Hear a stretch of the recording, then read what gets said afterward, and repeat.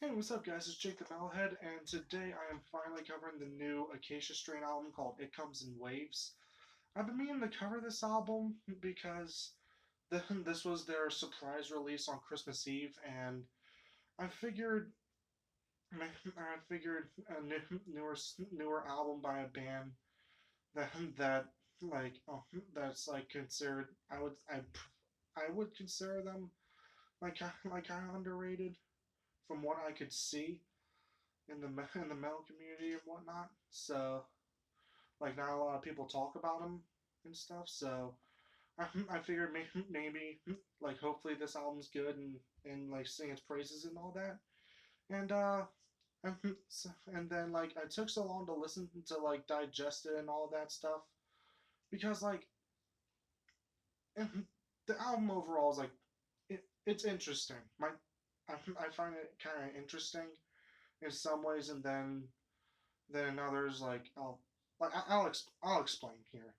First of all, I want to just talk about my experience with the Acacia strain a little bit. Um, I'm not an Acacia strain expert by any means. I've only heard like a couple of singles by them, as well as their War Pigs cover, and also their Black Hole Sun cover. The War Pigs cover really good. Black Hole Sun I find is a funny cover because like just the overall vibe of the original Black Hole Sun with like almost death metal style vocals, um, being the main vocal part some instead of some singing and stuff. I just find that their cover of Black Hole Sun pretty funny. So yeah, without further ado, let's talk let's talk about the let's talk about the album. First thing I find interesting about it, the the all the titles of the songs spell out a sentence, which I think goes with like an underlying theme with one of the underlying themes with this album. Our only sin was giving them names. Definitely makes for a pretty cool a pretty cool ominous thing, and like it gives you a little something to figure out. Um, so this album was song wise was short enough to where I'm just gonna cover the whole thing. So I'm just gonna talk about like each song, and I'm gonna talk about each song. So without further ado, let's talk about the album. The first song, "Hour," it's a minute long. It's a minute long eerie intro, which then breaks the into a very frantic instrumental and vocals.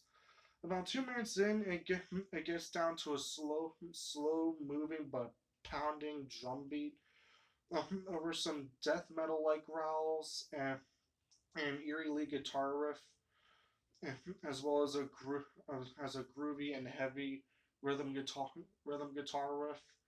So so pretty much transitioning the rest of the song into a breakdown to close out the song. So far, pretty good. The next song, "Only," an eerie lead guitar riff over a slow moving drum beat over a little over a minute and a little over a minute into the song. The drum the drums are into a build up stage over a simple, soft, and smooth guitar riff. As a as the chant "It Comes in Waves" goes into the background, and the chant "It Comes in Waves" comes in comes in different way comes into play different ways lyrically throughout the album.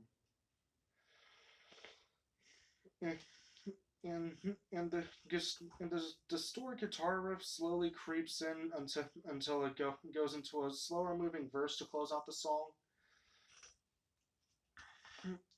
and then sin and then the song "Sin."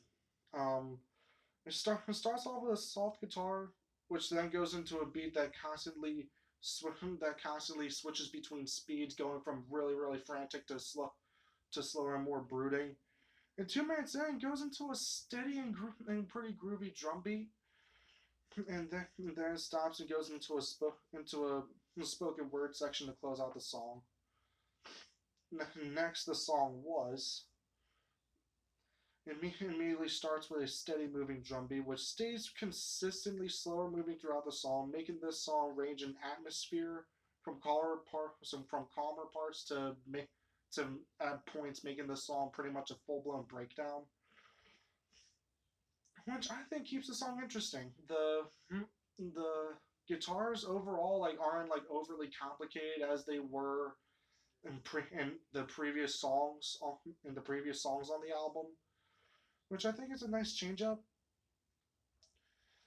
And then the next song, Giving, starts off with some unsettling stag, which goes another snow into another slow moving beat, but the riff behind it once again is pretty brutal, and the vocals are pretty brutal as well.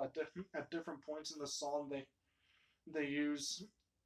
I call it a little vocal trick, but like it's not really like a trick. It's more of just like an editing trick.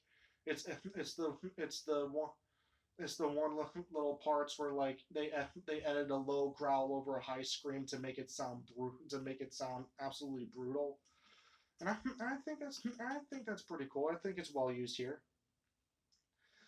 And then the song "Them" starts and starts immediately into yet another brutal riff and slower moving drum beat, which which ranges in speed but stays like really groovy and brutal throughout the song.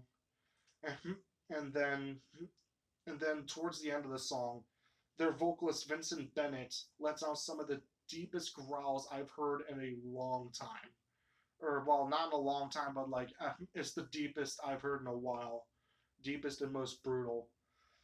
He may not have like the widest scream range, but their vocalist is really good with what he typically uses. And then names. The final song of the album, 8 minutes long, and it starts with a soft guitar with a pretty cool tom groove, and it goes into another slower moving groove, and then like a couple minutes in, there are a couple faster parts of this song, and then but they're only at the first like I'd say like the first like minute and a half or so. Then the rest of the song is slow moving, and even at some parts only contains bass, drums, and vocals, which definitely gives a bit of an atmosphere to the song. And then towards the end, towards the end of the song, there's a spoken word part which breaks into screams over some over some pretty heavy cymbal hits to close out the song and therefore the album. So my overall thoughts on it, it was like the atmosphere was definitely there and stuff. Like I just had like different expectations for the album because like I had heard because based off of like the couple of singles I've heard like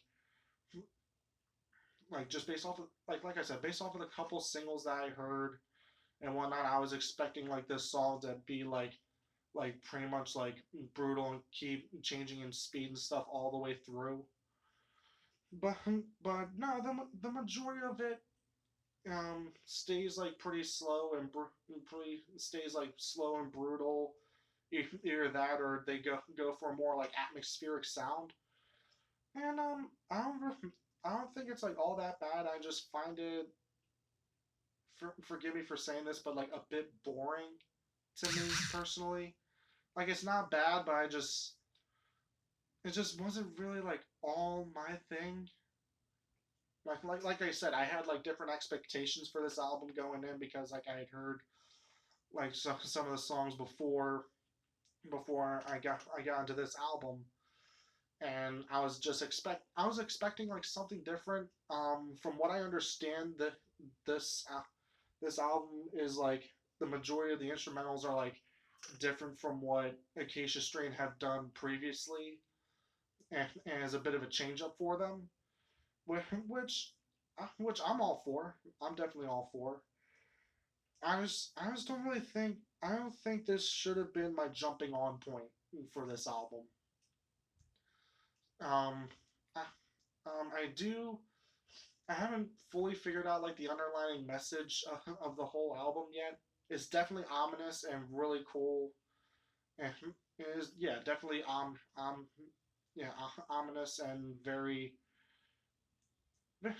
yeah like yeah very, really cool, and I'm definitely gonna see if I can figure it out. If if I can't figure it out, it is what it is. But yeah, I found the message interesting and stuff. I just wish the instrumentals were a bit more. So I'm giving this album a strong 7 out of 10 to a light 8 out of 10. So that's it. Be sure to like, comment, and subscribe. I will be leaving a link to the playlist for this album in the description below, as I do with all my album and track reviews.